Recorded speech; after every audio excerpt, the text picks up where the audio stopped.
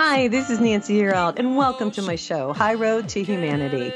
In every episode, I tell you powerful true stories filled with great wisdom that you can use in your own life as you strive for a higher road to travel. My featured guests will have their own unique stories to tell that enlighten your mind and your soul. So kick back, relax, and learn the secret to success when you take the high road. First touch, strong connection, it lays deep in your soul.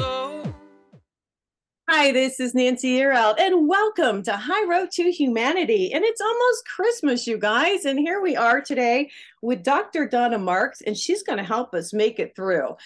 Donna, welcome to High Road to Humanity. Thank you for having me on your show. I'm excited to have you. She's going to help us out today. She's going to help us exit the maze. Okay. So we're going to be talking about addiction. And she says, one addiction, one cause, one cure. And I'm going to agree with her. You know, she says millions of lives are lost to addiction every year, which is true, causing more direct and indirect deaths than any other illness. So in a world where many, many things are uncertain, we know this: there are many kinds of addiction, and in spite of treatment and everything else we're doing, addiction is only increasing. And so I'm really glad you're here today, because I'm watching television last night, and I'm watching all these people come over our border, and I'm watching the fentanyl that is being, found in backpacks. I'm watching the drugs just coming into the United States, and it almost feels like it's intentional to ruin our society. I feel that way. I'm an intuitive, and I feel that way. So I just want to say that. Before we get into it, I want to tell you who Donna is. She is a licensed psychotherapist, and she's counseled people in Palm Beach, Florida for over 30 years. So in 1989, Dr. Marks developed a chemical dependency training program at Palm Beach Community College, which has grown into a 4-year degree and received the Florida's Governor's Council Award. She is also a certified Gestalt therapist, psychoanalysis, hypnotherapist, sex therapist, and she teaches A Course in Miracles, along with sharing her methods and with hundreds and thousands of listeners on podcasts. And her website, you guys, is drdonnamarks.com. And she tells us how to fix this. So Donna, I'm just going to ask you, tell us your story.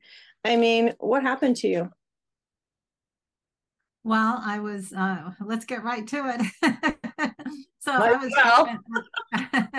I was born into addiction. I had parents who, fathers who were alcoholic, and the second one who I loved dearly, but when he drank, he was abusive in every form of the word. And my mom worked also. They both worked. We were in the Air Force, and so she slept and kind of didn't know a lot of what was happening. But I was like a really good kid. I was sensitive in a good way. I don't believe sensitivity is a bad thing. Sometimes we're told, "Oh, you're too sensitive," and that's just really wrong to tell kids that, because some children have more sensitivity than others, and that's not a bad thing. That's a gift. Right. But anyhow, it caused a wound inside of me. I felt less than. I felt that something was wrong with me. I did have a spiritual connection really young, and there was a voice that told me, it's not you, he's sick. And that in my 5-year-old mind made sense on some level, and kind of carried me through until I was in my teens, and things got really bad. And I started acting out, started drinking, and all the typical things that troubled teenagers do. Made a suicide attempt, and when all those things didn't work, running away from home, I decided to get married and start my own dysfunctional family at age 16. Wow. And of course that didn't work out. And what I noticed throughout the years of my recovery process, which I didn't really tie together for a long time, was I kept reenacting those same scenarios of people who weren't safe to love. And I had to basically, really do a whole different program for myself after 23 years of sobriety and relapsing. Right. I've always had a spiritual connection, as I've said. I lost that connection when I felt that so many bad things had happened, which I won't go into in the show, but there was just a lot of catastrophes and disasters that happened, including breast cancer and other things. But that wasn't so much it as I just felt overwhelmed and unloved. And at the last night of my drinking, after I relapsed after the first 23 years, my last night, I was really angry with this God of my understanding and couldn't understand why. I tried so hard, I'd done so much therapy, so much spirituality, so much meetings and everything you could imagine to try and get well. And I just didn't feel like I was well. And I was railing at, the God of my understanding, saying, why don't you love me? Why can't I get this? And Right. I don't understand. And it came very clear to me that it's not me that doesn't love you. You don't love yourself. And that was the beginning of my real journey into truth, because it hit me like a ton of bricks, like, oh my God, that's really true. I mean, what does that even mean to love myself? We hear it all the time. I'm a therapist, you got to love yourself, but I never really questioned, like, what in the world does that mean? Because for me, what the love that I was taught was not really love. I was cared for in many ways, and I was, I mattered in some ways, but to feel loved and to know how to love, that was a whole nother realm. Yeah, I can relate with you completely. My mom was a narcissist.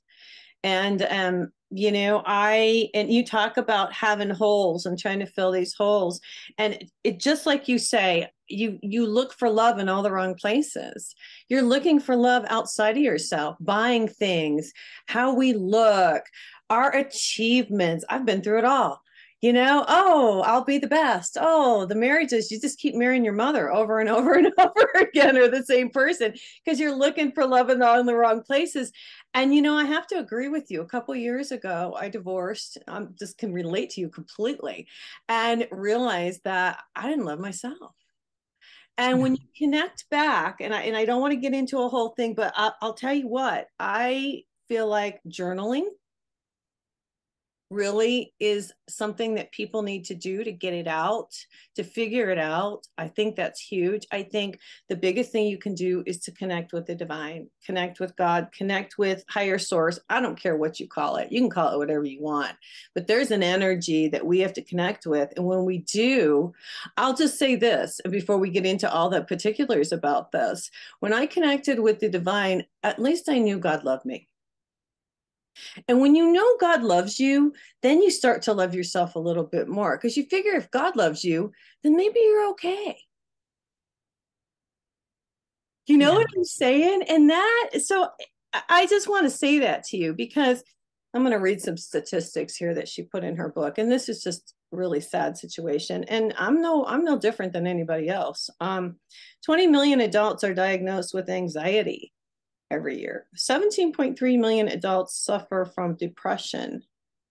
In the past 2 years, 25 million people, check this out, you guys, in the US have taken antidepressants. 15 million have been on them for more than 5 years. I don't like antidepressants. I can remember, and I always throw myself out there, but I want people to realize that this happens to everybody. All of us are in this crazy game. I can remember going to a marriage counselor and him putting me on Zoloft. Oh my God. And I don't know if the audience knows what that is, but I didn't know what it was, but all it did was make me gain weight and have no sex drive. Zoloft and Prozac and some of the other uptake inhibitors, serotonin uptake inhibitors are real. And I'm not a medical doctor, so I don't. I'm not either.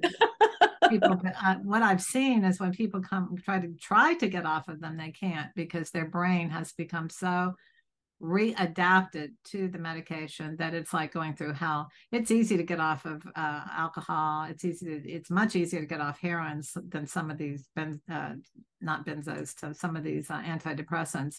Benzodiazepines too are another whole matter. I mean, it's no different than drinking. You become psychologically dependent, and then people that say, "Oh, I got to stop this," and they quit taking them, they can have seizures and die. So many overdoses are from mixing benzodiazepines and alcohol. I mean, the drug problem is just out of control, but it's only one of the addictions. Well, yeah.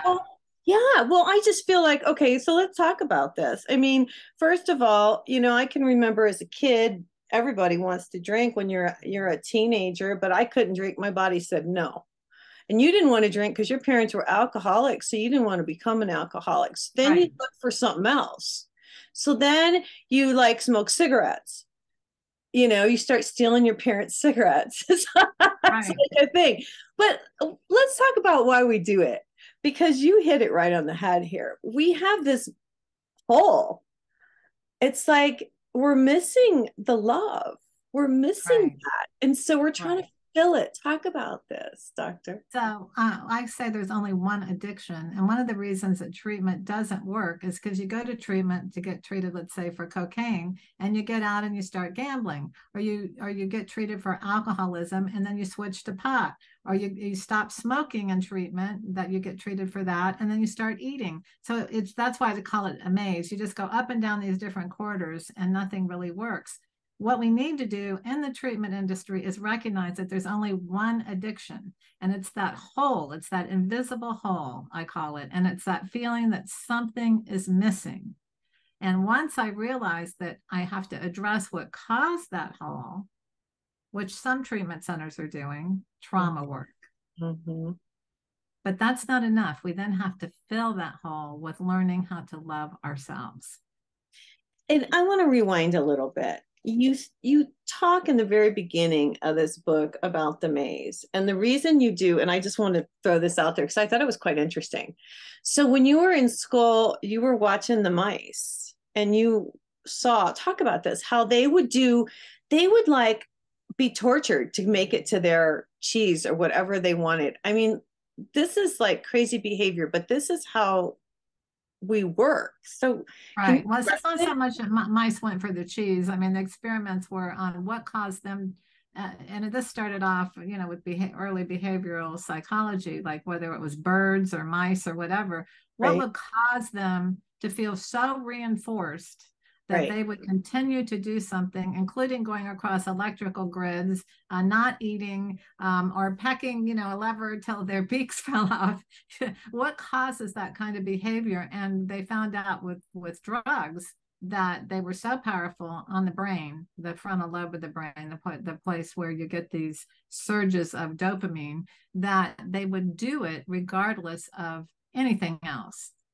And so this is what humans do. And by the way, this is what everything that we get addicted to is designed to make us do. On purpose. We are, oh, absolutely.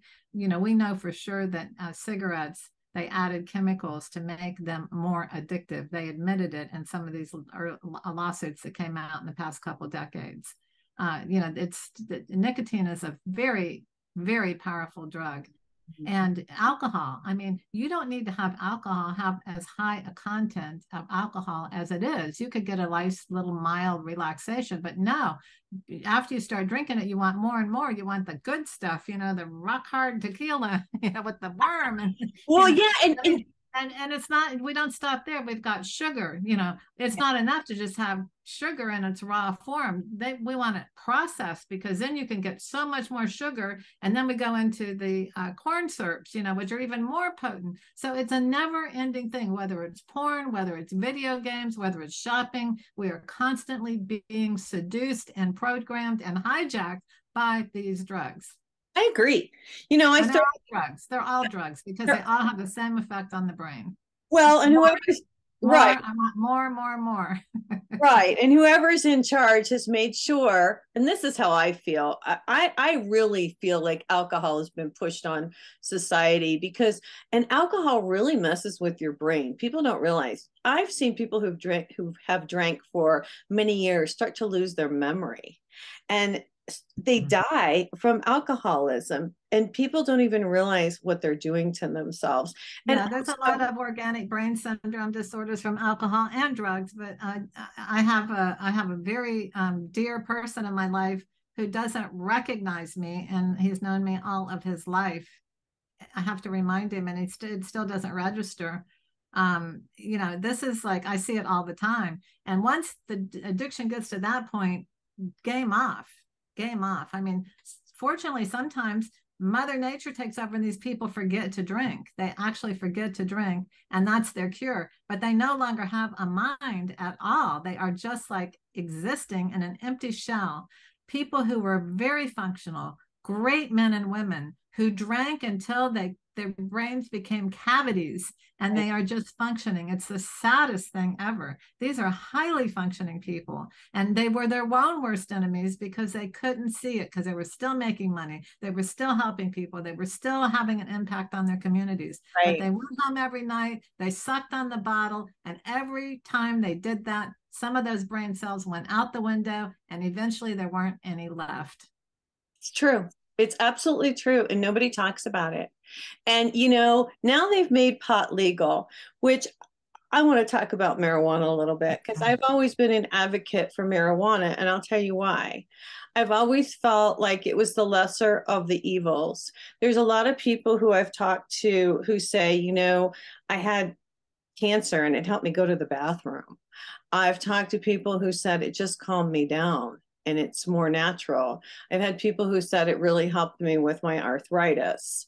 So some of the time, I will say that marijuana, in my mind, and you can address it if you'd like, I just feel like it has helped a lot of people. Although now they've made it such a big deal that there's so many pot shops in town, which is a good thing and a bad thing, because a lot of the people who are older and have arthritis, it helps them tremendously. So marijuana is a double-edged sword. I know. But there's a difference between medicinal marijuana and recreational marijuana. The problem is that the clinics and the prescriptions being written are not medicinal. It should have a very minute amount of THC. Okay. To treat the neurological symptoms, the arthritis or nausea, right, from cancer treatments. I mean, all drugs have a good purpose, but the problem is when you make them addictive by giving them recreational marijuana instead of medicinal marijuana, they will get really high, and that's what they get addicted to. So many times people in recovery have relapsed and gone right back into the maze. This is like one addiction. They go for help for these, let's take cancer. And then they wind up getting addicted to the marijuana that they're prescribed. Or they need surgery and they're told, you must take these opiates or you will become addicted, because if you don't stay ahead of the pain, then you will get addicted. And they're never even presented with alternatives like, you will take these for 2 or 3 days, then you'll transition to non-narcotic medication. No. I mean, it's happening a little bit now, but not nearly enough. And so people who maybe been sober for 30 years, sometimes 10 years, whatever, they have an operation, and all of a sudden there they go, whoa, this is good stuff. When do I get my next refill? And then they're off and running. They can't get the opiates, they get the pot. It's the pharmaceutical industry, obviously, that has done this. And Rockefeller put this all into place a long time ago to make some money. And we all know that story, or my audience knows that story. And so here we are. They want no more natural. See, that I'm into the natural healing. And like you said, everything's good to a degree, everything in moderation. If we could just do things in moderation, a little bit of sugar. When you were talking about sugar, I was thinking, I was driving by the store and the whole store was a candy store. And I thought, oh my gosh. And now I'm aware. It's funny, you wake up and you drive by a candy store and you think, we have to get rid of those. We can't have those anymore. This is not cool. This is not good. It's almost like, here's a horrible thing we're enticing you to. Do you know what I'm saying? I don't want to get rid of anything, and I don't want to blame anybody. In fact, I think that all drugs, including candy stores, which is a drug, because as the is. research shows, it has the same effect on the frontal lobe of the brain as crack cocaine. I Right? document that in my book, the source. But here's the thing: you What? can't control what people do. We already know that. So my suggestion, which I'm getting a lot of criticism for, is if we legalized all drugs so that there was no more drug cartels, or they would certainly be minimal, for it just, you legalize things, the bootleggers probably still exist, but they're so nominal, that who cares? So you have legal drugs, you have legal cigarettes, which is a drug, you have sugar, you have pornography, it's all Whatever. ready. Right. You have It's all already these out there. legal things. They're Yeah. all legal. Yeah. Prescription medication, the most addictive, more addiction to prescription medication than anything. So why not make it all legal, have it prescribed, but like cigarettes and alcohol, tax it. Take the tax money for prevention, teaching parents from the moment before they even try to get pregnant how important it is to provide a healthy body for a healthy fetus, and especially that psychological bonding, because that is the first spiritual experience for a baby, that secure attachment, that unconditional love, that feeling that I'm safe, I'm cared for, I'm warm, I'm cozy, I'm fed. She's looking into I'm my eyes. loved. The I'm parents, loved. that's their first connection. Yes. And so if parents understand that, they're more likely to do it than, Right. they're watching TV and the bottle's in the mouth over here, or they put the baby down and they get distracted for too many hours and the baby's in the crib crying, all kinds of things. But Right. again, not to blame. We need to take responsibility for ourselves. We can't keep blaming the government And everybody else. Right. Right. the pharmaceuticals. We need to say, I am so valuable, and so are all of you in the world, that we need to treat ourselves and our bodies as the holy ground that it is.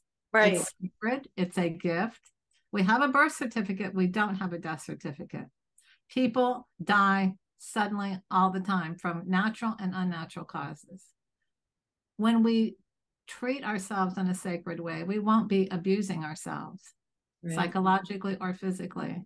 And our lives, the quality will be so much more wonderful, because we will be fulfilling our purpose. We'll have friends, we'll have joy, we'll have hobbies and interests, and we won't even think about doing deadly things to ourselves anymore. Very well said, by the way. I agree with you. And I'll tell you why. I lived in Germany when I was in my 20s. And in Germany, alcohol, there's no age limit. And they don't have issues because it's not kept at bay. It's out there. Anybody can have it. You can go anywhere. You can get a beer at McDonald's in Germany. So what you say is absolutely true, because a lot of times it's because people they want it because they can't have it.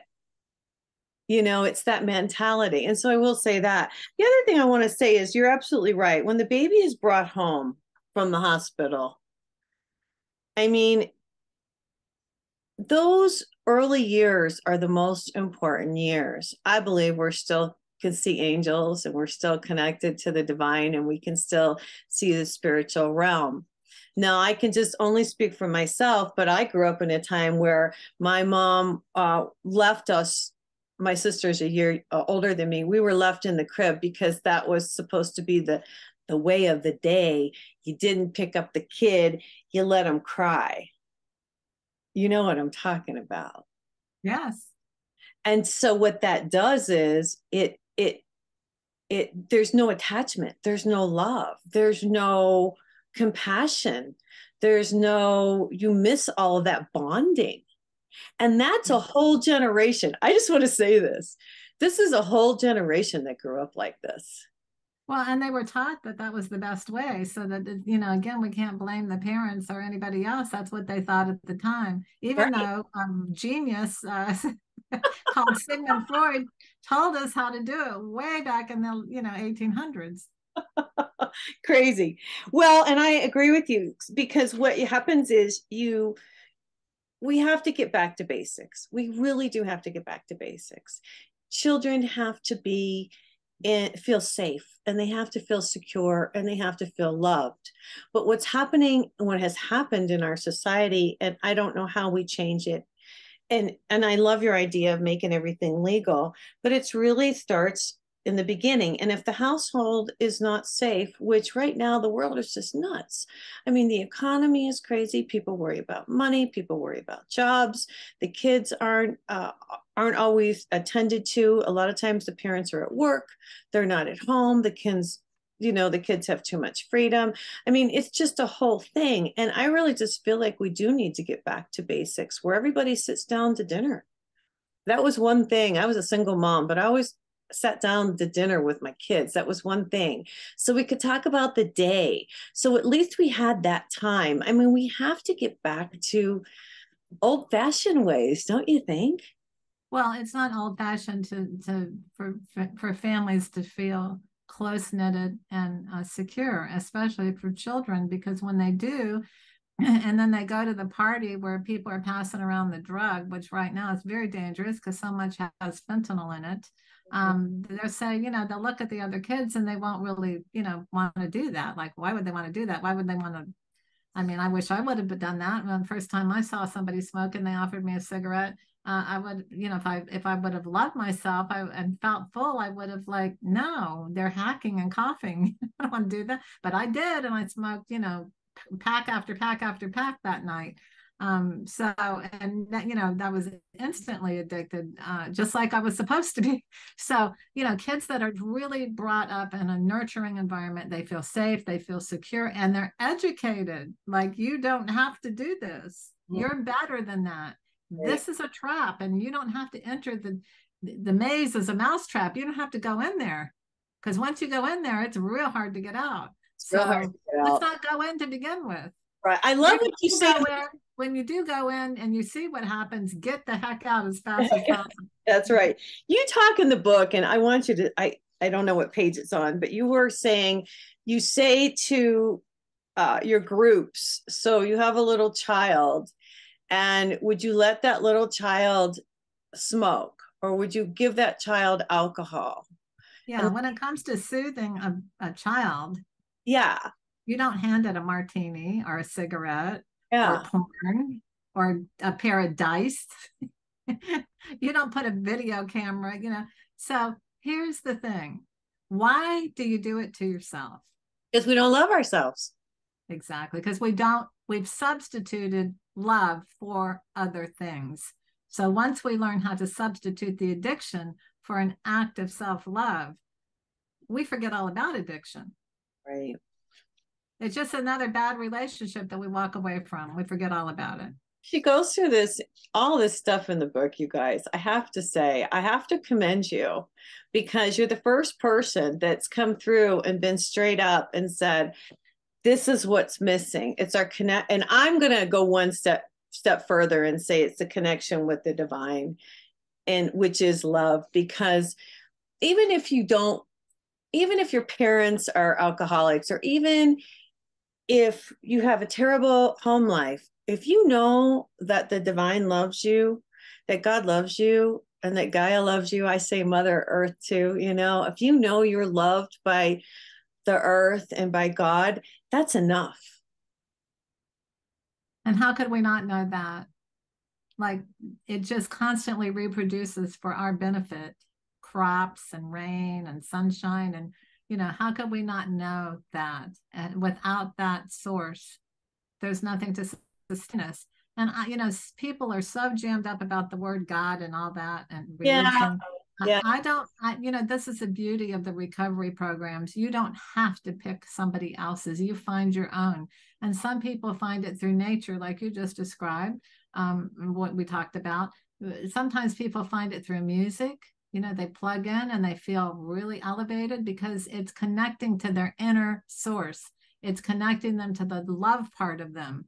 I've been teaching A Course in Miracles for many, many years, and there's fear and there's love. There's ego and there's spirit. So when we are connected to whatever turns us on in that respect, we are filling that void, that emptiness disappears, and we are only feeling this sense of connection, this sense of joy. And so whether you get it from walking in the park, I was talking to a man earlier, he said he sits out in the backyard on his lounge chair and listens to the birds and watches nature.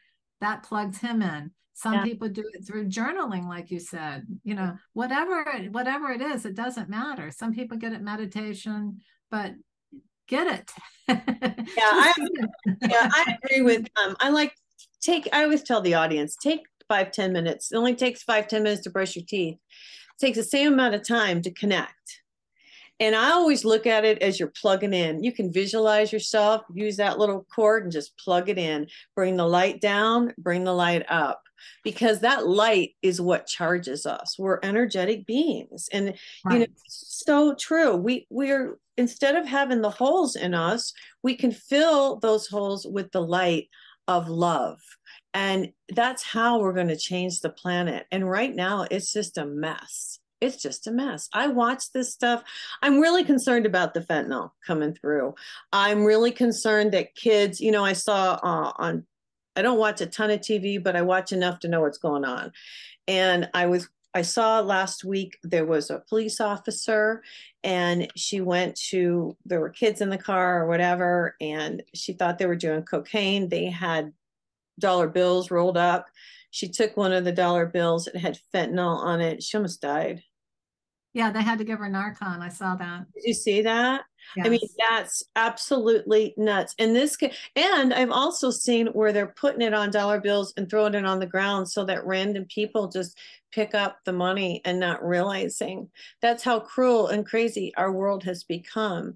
So, well, addicted minds are delusional, and so in a state of craziness, like if you're on something, you might do that thinking it's funny, not realizing what you're doing is murdering someone. It's happening all the time. The fentanyl is very serious. They're bringing it in looking like candy, putting it in coconuts, putting it in gas tanks, enough to wipe out the whole I've country. seen it in Skittles, like in candy at Halloween. Did you, not to interrupt you, but did you see that during Halloween time? I did a blog on it and I did a TV interview about it. Yes. You know, it's just to make it look more attractive. I don't think they're necessarily dispensing it to children, but the problem is if somebody has a bag of that sitting around, a kid's going to pick it up, just like an adult will pick up a dollar bill off the road. So it's really serious. You're not talking about and this is another reason to legalize it. You're not talking about licensed pharmaceutical companies that are measuring and precise ingredients. You're talking about, you know, labs out in trailers or in cartel areas, and they're, you know, giving it sometimes to the dealers who are mixing it in themselves, or they're, you know, they're making it in the labs, and it's not exactly accurate. So obviously, drug dealers don't want to kill off all their business. That makes no logical sense, but they're accidentally doing it. And we cannot take the chance of not informing our children, not preaching to them, not making them feel guilty, but warning them and showing them videos like of the police officer, showing them videos, listening to children who have died and fortunately had someone nearby with Narcan. The problem is, with fentanyl, by the time you know you're in trouble, it's too late. I had one person that was, I was working with the people involved. He was crawling to the front door to cry for help. Another person dialed 911 on the phone, couldn't get the other one out. And even if he could, by the time the paramedics get there, they can't, you know, telepath themselves to you. So by the time they get there, it's too late. You can't live, you know, I guess some people live up to 7-8 minutes without breathing, but, you know, those are miracle cases. Usually, you know, in a few minutes, you're gone. Spirit checks out, you're gone. Well, it's like you said, and this is what I hate to kind of get down to the nitty gritty here, but I see the Chinese bringing this in. They're using the Mexican cartels because they want to make money. You've got open borders. They're bringing it in. I feel like they're really trying to kill off a lot of the population. And the only way to stop it is to each person to stop it themselves. Each person to say, you know what? I love myself enough. I'm not going to drink. I love myself enough. I'm not going to smoke. Right. I love myself enough, you know, and that's going to be the only solution at all. And what bothers me though, about focusing on fentanyl, almost all unnatural deaths are from addiction. Yeah. Alcohol, drugs, sugar, trans fats, when they are consumed to the point that they cause heart disease, stroke, liver disease, kidney disease, diabetes 2, and lung diseases, and suicides. these are the #1 causes of these physical illnesses. Someone doesn't realize they're addicted to sugar. They have obesity, they have diabetes too, they have heart disease, trans fats, cigarettes, all this stuff. It's and a they go whole to the thing. doctor and they get prescribed what? Medications. They never address, oh, you need to cut back on your drinking. How much candy do you eat? You need to cut. There's no cutting back on addiction. Once you become addicted, you're always addicted. So even when I say there's a cure, I don't mean that you can re-engage in the behavior. In fact, that became so controversial, we changed the revised edition to one solution. But we have a pandemic addiction problem, and it's not fentanyl. That's the very least of it. This is a very serious problem, and almost everyone is either addicted or has an addiction, but it's become so neutralized and so medicalized that we are blind to it. That's the real crisis, in my opinion. Right. Well, I'll tell you what, I do this show so that I teach people to connect with the divine and to connect with the earth, because we've lost our connection. And this is why we are addicted. This is my feeling. I really believe this, and I think I'm absolutely right. And this is why, you talk about people waking up. Well, as we wake up and we start to see the truth, and you're one person that's bringing forth the truth. This is the truth, you guys. I think more and more people will start to be aware, but we just need a love movement, because I don't think that they're ever going to let all this stuff be legal. Because in my mind, and I hate to say this, until each of us start to stand up and start to really change things, it's almost like the people in charge are trying to depopulize the world. And all these things in my mind are just, a little here, a little there, a little here, a little there. And I just feel like we have to have, I know it may sound corny, but a love movement, a God movement, a connection movement, because that's really the core. Well, I believe that every addiction is a substitute for love. And so when you replace the addiction with self-love, you'll see things differently. Rather than seeing a meaningless world and a corrupt world and a world that's imploding, you will be the love that you want. And that is very infectious and very contagious. And so we won't even have to address the negativity, because darkness moves away from light. You turn a light switch on in a pitch black room, and the dark doesn't say, I'm hanging around here. It just evaporates. So I don't even want to focus on the negativity. I want to focus on that. Really, the only thing that matters is love. Right. Is love. And so if we just replace all these addictions, and it's so pervasive from the time we wake up in the morning, we tell children, eat your breakfast, but what do we have for breakfast? A bowl of sugar. It's called cereal. But if you look at the sugar contents, I get my nutritious bars. Okay, the fruit's okay, but did you ever look at the nutritious bar? It's a candy bar. It's a candy bar. It's so full of sugar and junk. So once we start to transform our consciousness into, your body is a sacred place, you are sacred, you are lovable, and you don't want to do anything to it that isn't good for it. Right. Right. And also to teach, like, you matter, I matter, we're in this together. Rather than me trying to get from you, how can I give love to you? Then I'll have it. Right. I love how you say choose love over fear. And every time you're choosing love over fear, you're lifting yourself out of the maze a little further. And that's true. That's absolutely true.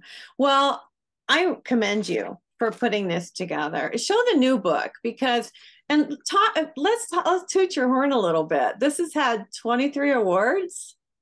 Yes. So far. Yes. This is needed, you guys. This is why it's gotten so many awards. When you read this book, love it. And talk about this a little bit, Donna. Well, when actually through a loving series of events, somebody I didn't know I was doing business with. I wanted to do business with the person, and he told me I had to meet his wife. He asked me what I did for a living. I said, I'm a therapist. He said, oh, my wife does some kind of therapy. So I said, sure, I'll meet her. So he asked her if we could exchange numbers. I wound up meeting her for lunch. And I told her about the book, and she told me about what she'd been doing. And it wasn't anything fantastic. It was just a nice little lunch. And then COVID happened. I Right. self-published the book. I didn't hear from her for about a year and a half. And then I got a text saying, I'm so sorry I haven't reconnected. So many things have happened, da, da, da, da, da, of course. And we had lunch again. And she said, how's things going with your book? And I said, oh, it's great. It's winning all these awards. And she said, oh, I have a friend who's a book agent. I should introduce you to her. Oh, wow. This is how God works. Yes. I had really nothing to do other than I got the message and I received it when you ought to meet my wife. So I have a wonderful book agent, and she found the publisher, Beyond Words Publishing. They have been wonderful. They love the book. They're so supportive of the mission, which is to save 10 million lives in the next 10 years. And they've published it. It's being distributed by Simon Schuster. So this is how God really, I mean, I've hired people to market and stuff, but it's always my whole career, my whole life, it's been God. When I get out of the way and just let God work the magic, let the divine intelligence work the magic, it always is far better and always hits the bullseye, something I could never do on my own will and efforts. Right. That is such a wonderful story. And it's true. God's in charge. We're not.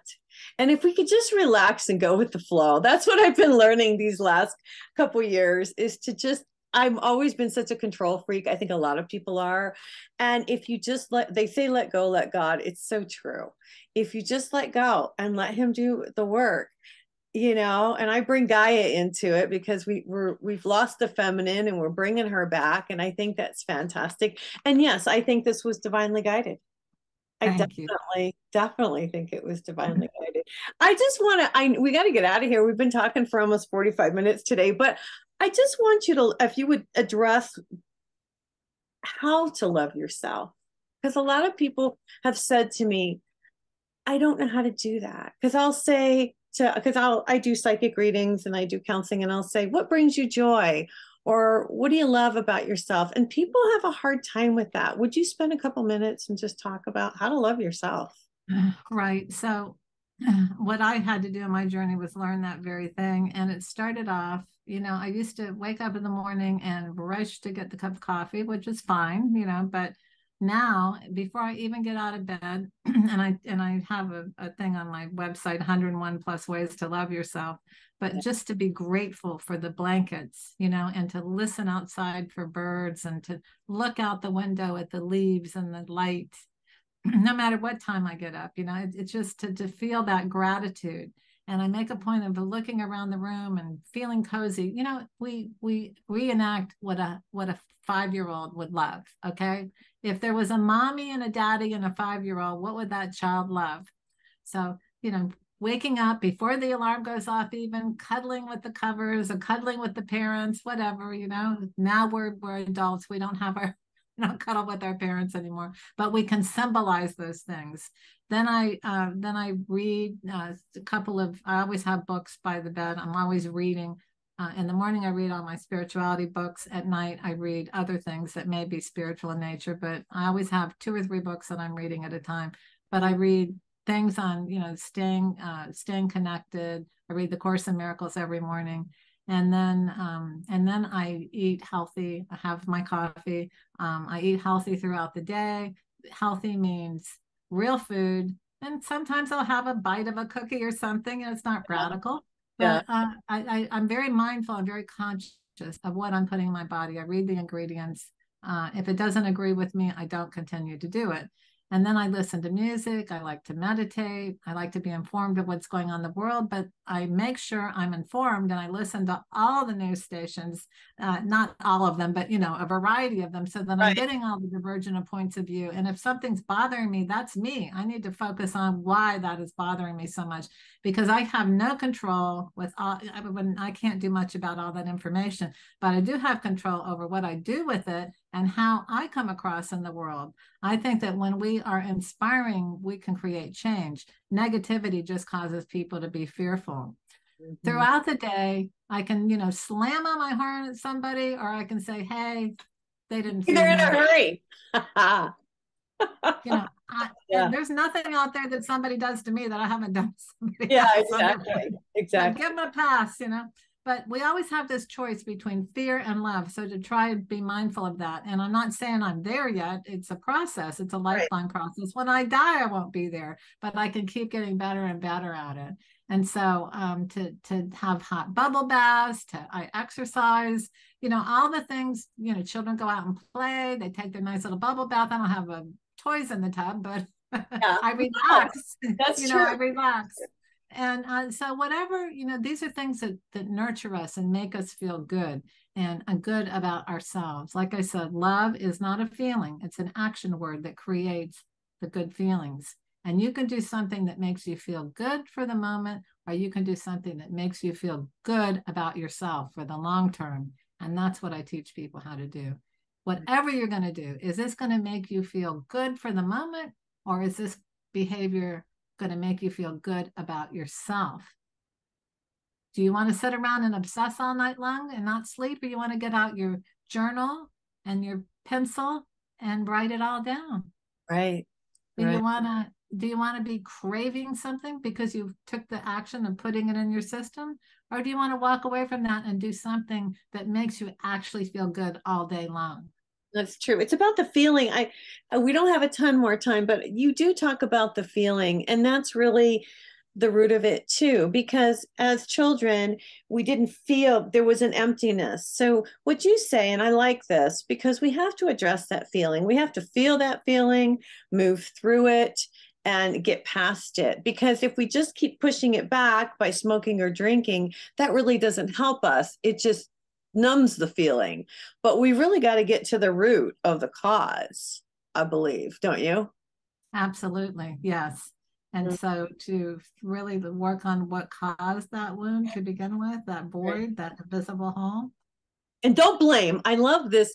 You know what? I had somebody say to me, and I just want to say this really quick. I don't blame my mom. I thank my mom because she taught me how not to be.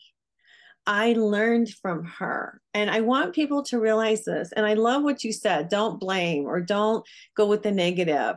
Go with the positive. What positive did I learn out of that? And look, your parents caused you all this trouble, but look who you evolved to be because of them. So, in a way, you have to be grateful that they catapulted you to this point in life, you know? I have no negative feelings at all. In fact, my mother is now in assisted living. I brought her, she was living out of town. I brought her here. She's in assisted living. I feel it's an honor to go see her every day. She gave me the gift of life. And I really believe on some level, I chose all of those traumatic experiences before I ever even arrived on the planet because I wanted to learn about forgiveness. I wanted to learn how to overcome any state of negativity or pain, and that I could transcend that and it would no longer affect me. And that has been accomplished. So I don't think that people who haven't been through that kind of pain, like you and I are talking about, can really have the same understanding of other people who have, so I'm not saying I'm better than anybody. I'm just saying I'm grateful, like you are. I'm grateful for those experiences. They have been a gift. They're gifts. And you get to a point where you realize, oh, that was a gift. I had to go through that because how do I help somebody else if I have never been through it myself? And that's exactly. I believe God put us through certain things so that we would be able to know what it feels like so that we could understand, because you don't understand until you know what it feels like. Wow, I love it. Exit the maze, you guys. Dr. Donna Marks, I'm sorry, one addiction, one cause, one cure. And she's got the new version. I've got the original version here. And your website is drdonnamarks.com. Is that correct? Yes. And there's Yes. a meditation that you offer. I want to mention this really quick before we get out of here. There's a meditation that people can do for free that will kind of help them relax and calm down a little. There's three. Yeah, there's three on healing and accomplishing and sleeping and different topics. And there's also I don't know how many blogs we have up there now, but a lot. I've been writing them for a long time. Just, it's kind of like a book in one page format to get you to, rethink and to read, and also solutions for problems. So Those, I get a lot of feedback on those. People feel that they've been helped by reading those blogs. And it's not just about addiction. It's about mental health. It's about families. It's about love. It's about how to live a better life and things like that. Nice. What's next? Well, I've already written my next book, and Beyond Words is publishing that. It's coming out in April. It's called The Healing Moment, Okay. 7 Paths That Turn Messes into Miracles. Oh.